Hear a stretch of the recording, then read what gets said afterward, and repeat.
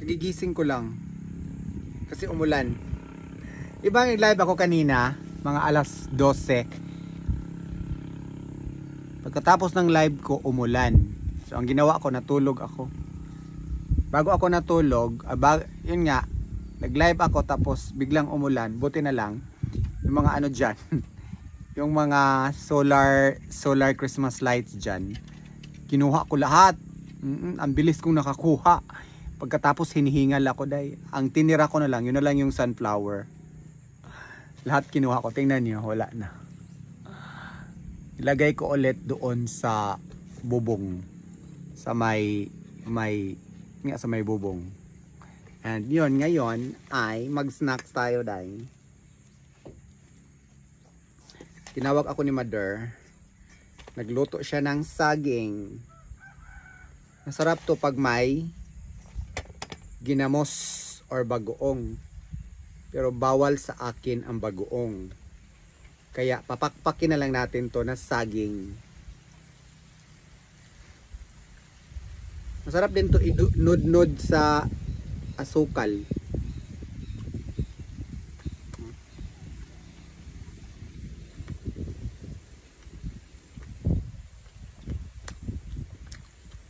Napaka bantok na bantok.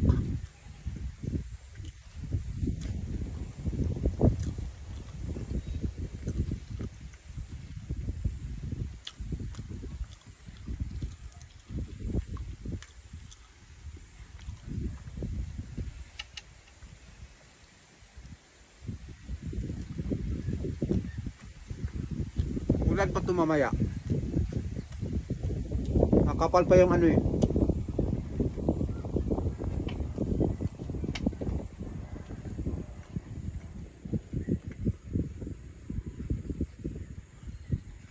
makapal pa ang clouds. Buti na lang, ulan lang kanina, walang kulog at kidlat. Natulog ko parang feeling ko humihilik ako eh. Ang tulog ko mga 2 hours siguro.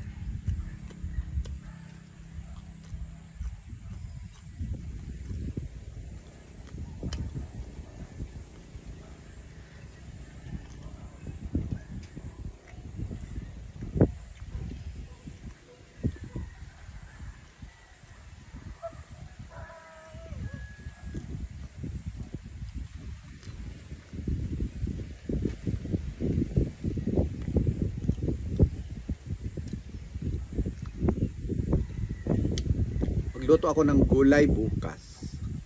Kasi bukas walang kuryente.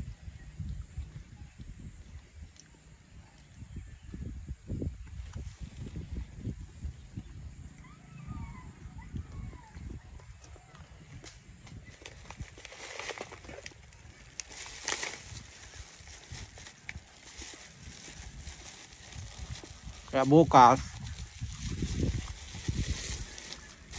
walang radyo baba.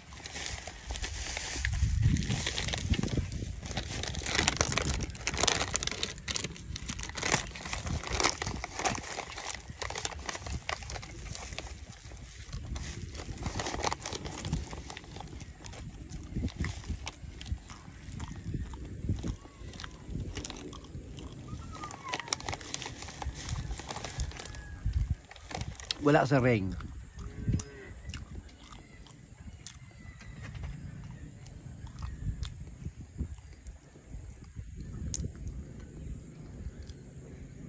Pistachio.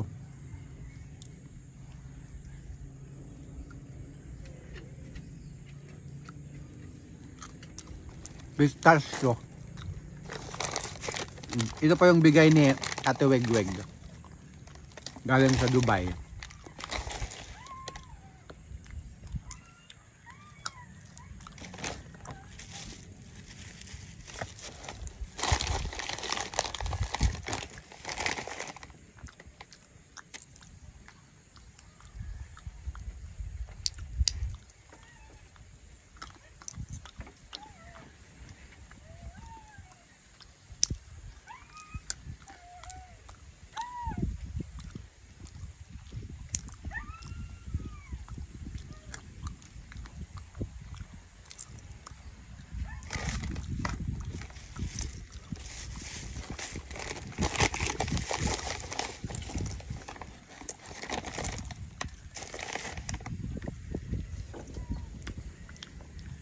First kong nakakain itong pistachio, 2019.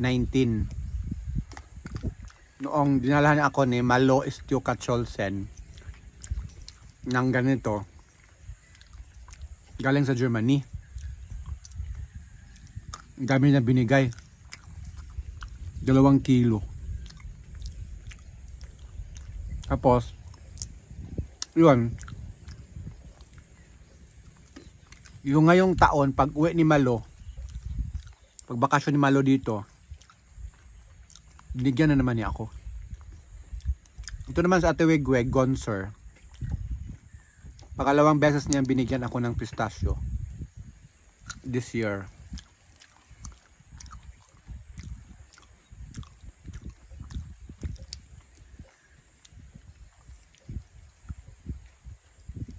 Masarap ang pistachio.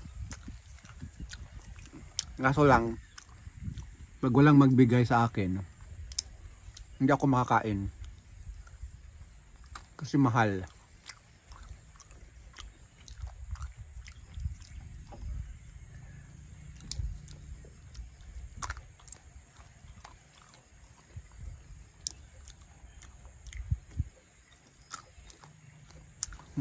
Tama na.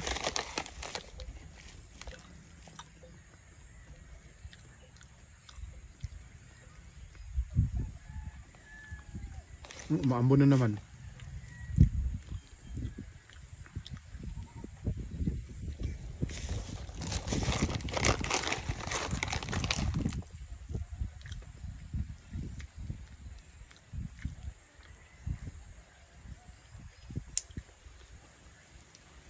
Kanyang umaga, ang exercise ko ay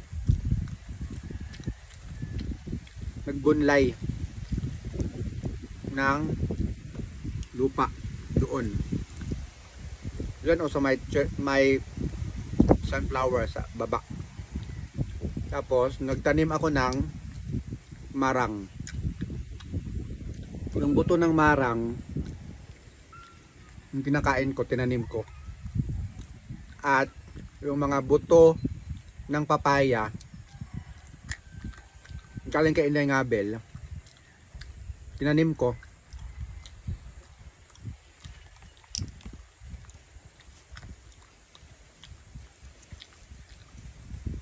At least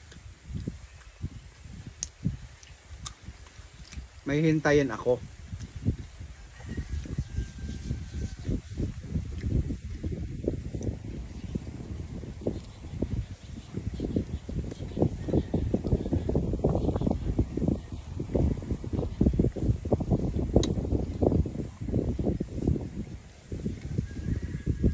Nakatuwa talaga tingnan yung mga cherry blossoms, ano, ang lalaki na. Kaya isa yan sa nag-motivate sa akin ba na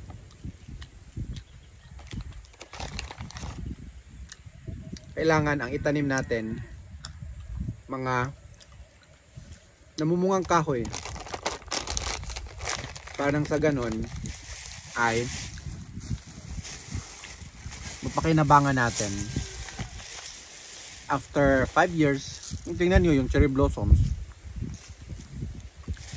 malaki na. 3 years pa lang yan. Kaya pag may tinanim,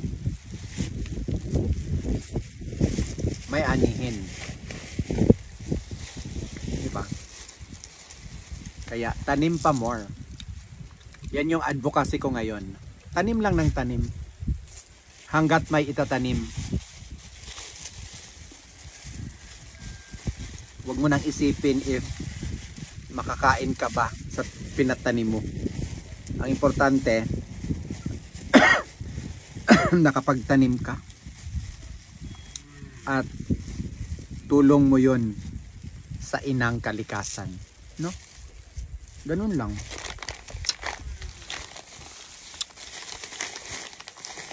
Kasi ang inang kalikasan ay isa sa ating iningat-ingatang yaman aside sa ating kalusugan.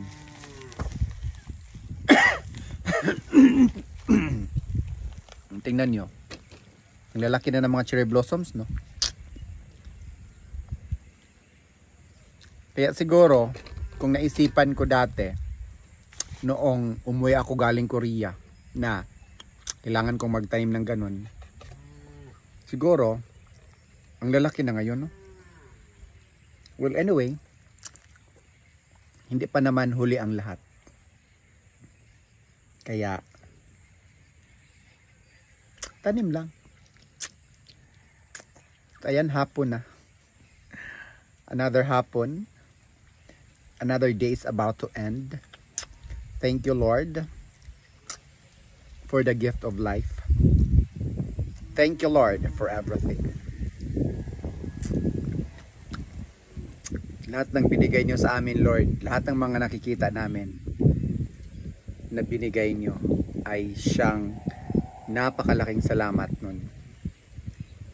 Lalo na po yung aming buhay. Okay. Kakain ako ng kanin later, konti lang. Maghanap ako ng itlog doon sa pugaran ni Nonoy Turoy. Pues, inoffer kasi ni Nonoy Turoy yung itlog. May native eggs doon. Okay. Happy weekend. Bukas walang kuryente. So ayan, ang bilis kong pinitas or ang bilis kong kinuha yung mga ano dyan,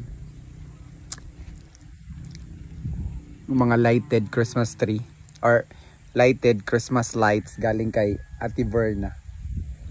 Ang iniwan ko yung sunflower. Bye. Snacks na rin kayo. Yung snacks ko, isang pirasong saging na nilaga plus handful of pistachio. At inom ako mamaya ng Ensure Gold. Bye.